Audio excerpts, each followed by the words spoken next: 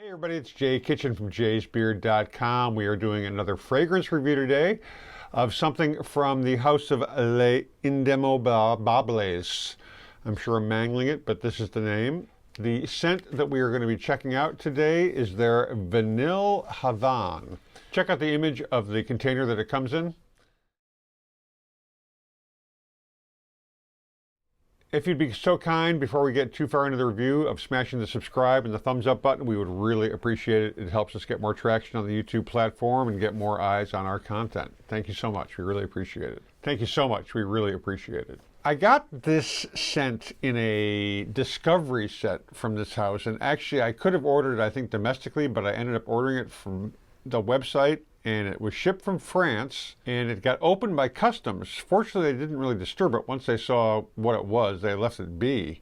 But you get 10 fragrances in 3 ml spray bottles from the line that they have. And it's really kind of not a bad deal. I think I spent all in probably close to $100 US. I think if you can get it domestically, it's a couple of dollars cheaper for shipping, but it's worth checking out. Now this scent, I sprayed it on my arm about 2 o'clock, and then I did another respray about 3 hours after that. It is now about 7, so it's about, I don't know, 5 hours after my initial spritz. The scent is still very strong. Is it projecting? I don't know, but I'm smelling it quite deeply. So I went on Lucky Scent, and their comments, their scoop on this fragrance are as follows. In Vanille Havane, Antoine Lie celebrates the singular ingredient of vanilla by taking you on an immersive journey through its olfactive complexity. By taking the emphasis away from the one-dimensional confectionary sweetness many vanilla fragrances highlight and instead focusing on the authentic vanilla bean's dark richness. Vanille Havane becomes Lie's interpretation of vanilla as an intoxicating potion with facets of rum, dried fruit, cocoa, cigar, and dark florals that reverberate on an ambery leather base. Vanille Havane is Antoine Lie's first foray into composing a fragrance centered on only one ingredient, but its masterful and smooth interpretation of the complex olfactive contrasts and complements of each of the vanilla bean's many facets is the opposite of a typical linear fragrance. If you'd like a genuine olfactive odyssey through the vanilla bean, then this incredible new fragrance is a one-way ticket in a bottle. The main accords, according to Fragrantica, are sweet, tobacco, cacao, vanilla, warm and spicy, rum, fruity, amber, woody, and leather. The notes, they don't have a top, middle, base. They're just notes. And they are tobacco, cacao, rum, vanilla, dried fruits, amber, leather, and floral notes. It's almost like exactly the main accords that I just read.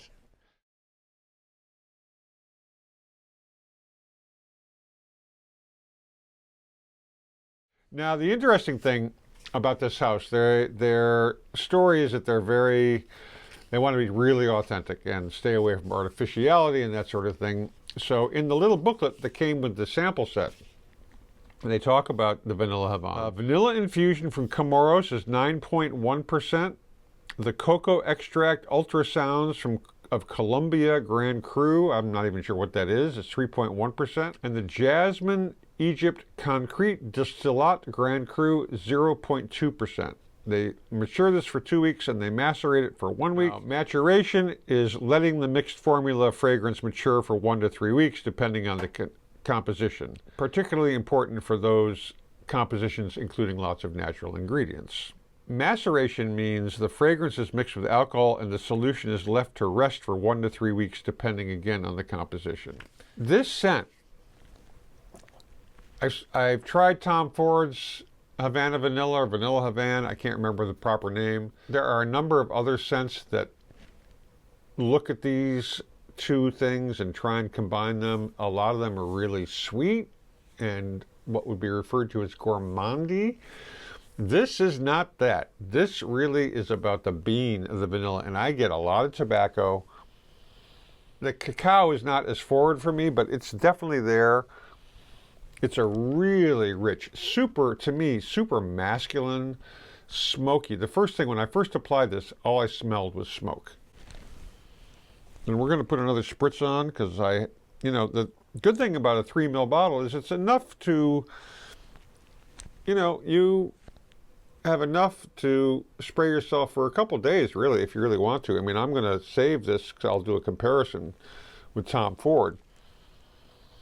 So the first notes that you get, to me, the first notes that I got were smoke. And then it settles down. And it's a really rich, somewhat boozy, but it's got that vanilla, that tobacco, chocolatey, which is the cacao kind of thing. The problem with this is it's really effing expensive. For 50 mLs, it's about $250, a little bit less. But it's out of stock all the time. It seems to be, it moves. It's really, really nice. There are differences of opinion about this fragrance. Primarily, they are positive comments on the various scent boards and whatnot, although Guardian 24/7 stated in January 2024 on on Fragrantica, vanilla masked by the smell of an old motel room and South Asian incense. Very old and unappealing. To contrast that, in March of 2024, Twin2 RBO said, the best boozy tobacco scent I've ever owned. I'm addicted to this stuff. I like it even better than the extract oil version I sampled. There is an extract de parfum in a 10 ml roll-on, which I'm going to try and get. It's not that expensive, relatively speaking. I mean, it's only 10 mil, so for that, it's expensive, but it's something different. And I would like to do a matchup with this and that. He bought the EDP based on how good the extract was, and it's absolute fire. I'll wear it whenever I want. The hint of smoke laying in the tobacco and boozy vanilla is just so natural smelling, and this stuff is super strong. I gladly paid retail. This is a scent that is definitely purchase worthy, to me at least. It's really super rich. And if it's a skin scent, I don't mind, because if I can smell it, I'm happy. If someone else smells it, that's cool as well, but if you're going to be getting close enough to me to smell it, that's even better. I mean, it's just really, if you can't tell, I really like this.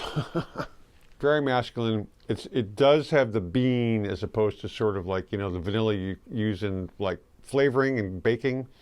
It's a little bit richer, not a little bit, it's a lot more rich, and it's just really, really nice. This, I think, is a really nice winter scent. Summertime, it may be a little bit too heavy, but it's really, really nice.